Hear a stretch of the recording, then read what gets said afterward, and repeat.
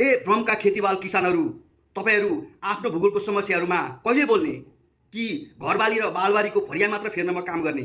जो मानिसहरू आफ्नो भूगोल, समाज र यहाँका विकृतिहरूको सबैभन्दा बढी जानकारको रूपमा चिनिन्छ, तिनै जनमानसको प्रतिष्ठित पात्रहरू आजसम्म मौन बसेका छन्।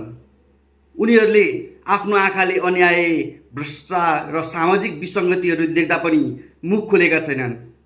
तर आज बालेन सरकारको नेतृत्व विरुद्ध भ्रमको खेती गर्नेहरूमा यिनै मानिसहरू अग्रपङ्क्तिमा देखिन्छन्। समाजमा ठुला मानिने ती पात्रहरू जो स्वघोषित विद्वान, बुद्धिजीवी, प्रभावशाली, दलित नेता, व्यवसायी लगायत अनेकौं क्षेत्रमा आफूलाई त्यसको ठेकेदार ठानेर हिँडिरहेका छन्, जसले आफ्नो क्षेत्रको समस्याहरू देख्छन् र सानो टिप्पणी समेत गर्दैनन् र बनाउने विषय पनि ठान्दैनन्। किन थाहा छ तपाईँहरूलाई? आफू प्रतिष्ठित भएर बाँच्नका लागि सत्ता र सोचसँगको सुखद सम्बन्ध आवश्यक हुन्छ।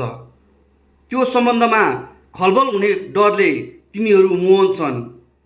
कुनै न कुनै माध्यमबाट आफ्नो काम गराउँदा प्रणालीभित्र सहज हुन्छ, त्यसैले प्रणालीको आलोचना आवश्यक ठान्दैनन् तिनीहरू।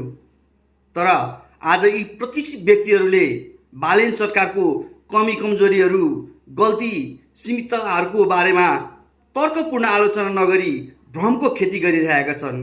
यदि यी प्रतिष्ठित मानिसहरू साँच्चै समाज हितैषी भए विकृति देख्ने बित्तिकै बोल्थे। ए भ्रमका खेतीबाल किसानहरू, तपाईँहरू आफ्नो भूगोलको समस्याहरूमा कहिले बोल्ने कि घरबाली र बालबारीको फरिया मात्र फेर्नमा काम गर्ने?